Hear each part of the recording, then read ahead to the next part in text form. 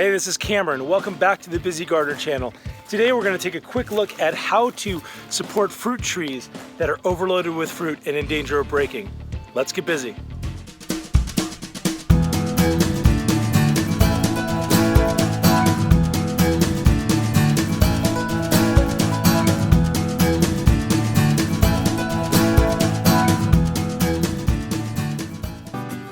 One of the most exciting things about growing your fruit in your home orchard is when it comes to harvest time, probably really the payoff, right?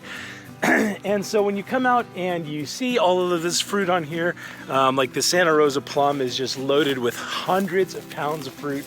I don't know if you can see that in here, just loaded. And I thinned this tree, all of these trees pretty heavily. But here's what happens. We were gone for 3 weeks and we came back and a bunch of the limbs on this tree, on our pluot, on our peach, on our nectarine, were so overloaded with fruit that the branches broke. Look at this poor peach over here, this little mid-pride peach. Two of the main scaffolding branches, there was a huge one that came out here and a big one that came out there, both snapped off because of how much fruit was on there.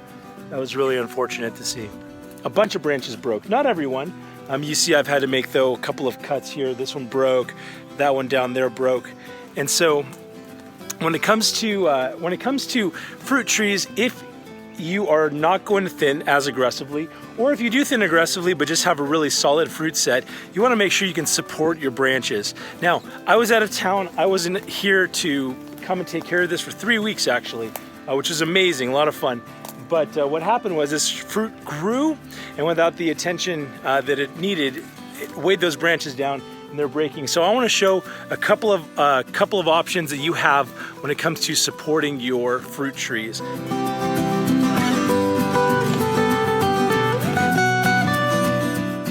So what do you do? What types of things? You have to go out and buy one of those $30 things that has a little hook at the top of it with a big stand underneath, like a painter's stick, to shore up one of your branches. Well, what if you have 50 trees back here like I do? I mean, that's hundreds of dollars. There are a couple of really inexpensive solutions that I think could work for you. One of them is this X-shaped thing that you see behind me here. And what that X shape is essentially just a 1x2 furring strip and a zip tie. And what I do is I get an 8-foot length of furring strip, I cut it in half, and then I use a zip tie, which allows this thing to be adjustable so it goes up. You want to use a black zip tie, one of these UV resistant ones, because it doesn't break down the same way a white one does. But you loosely put it on there, and then essentially you have an X shape.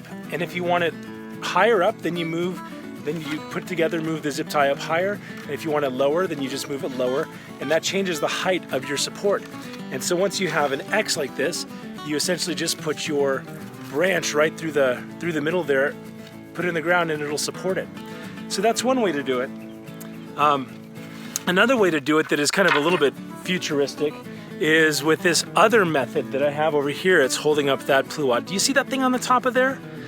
This is something that I 3D printed. Here, Evan, bring me that one. Let's take a look at this thing. Here, bring me this one. Okay. So what I essentially did was I found a design online. I have a 3D printer, which has been really cool. And I printed this out of PET G, which is kind of the stuff that plastic bottles are made out of. I printed this support. I actually printed a number of them, and I've got some printing right now, printing them 5 at a time. And so what I do is you put this on a 1x2 and has a hole for a little screw right there. So you screw it, and then you just place this underneath your tree limb. And so the tree limb just sits right there. And the nice thing about this is that it will cradle the tree limb, whereas the X, it kind of is gonna poke into it. There may be some sharper edges. This is a nice and round thing. So whether or not you can print something like this or buy something like this, this is an option. The one downside to this is that it is on a fixed length piece of wood. So I'm gonna have a few lengths, like maybe some 3-foot and 4-foot and 5-foot lengths. I also am going to be cutting them with a sharp end, so that way they really sit in the ground and dig into the ground, and that way we don't get as much wobble. It's another downside. That's a plus side for the X. It doesn't have side-to-side wobble, whereas with this one, you have a very nice and supportive holder for the tree branch.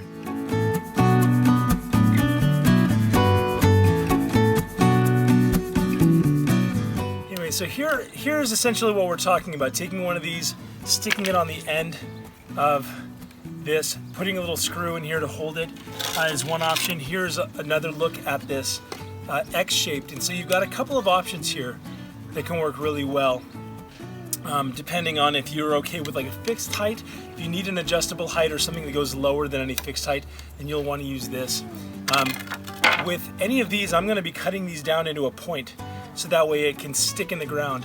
One plus side of this is this has a nice round, supportive crotch angle, or whatever you want to call it, whereas this has a little bit more of a sharp angle, you see? But this, because it only has one point, can do some of the side to side, and that's why I want to cut that to a point, whereas this is much more stable and it isn't going to have any of that side to side rocking motion.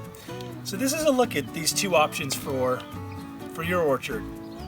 When it comes to supporting the branches in your orchard, these are just a couple of options. There are lots of other options. You can use kind of gardener tape to tie them up. You can attach them to other types of braces. You can put other types of sticks underneath. People use bamboo sometimes in different methods, or you can create like a sling between two branches. What I was looking for was something that would hopefully be really inexpensive, would be flexible, and could be utilized throughout the orchard on many, many trees, done really efficiently and effectively. So what ideas have you had? What has worked well for you? Put those in the comments below. Appreciate you tuning into this episode of the Busy Gardener channel. And yeah, want to be able to continue to connect with you. Thanks for your comments. Thanks for your likes. Thanks for your shares. If you're not yet subscribed, we'd love for you to do that. And whether you've got one tree in your orchard or 500, until next time, stay busy. Double Delight Nectarine. Do you want to take a little bite of it? See if it's good. Does it taste good? Is it sweet? Yep.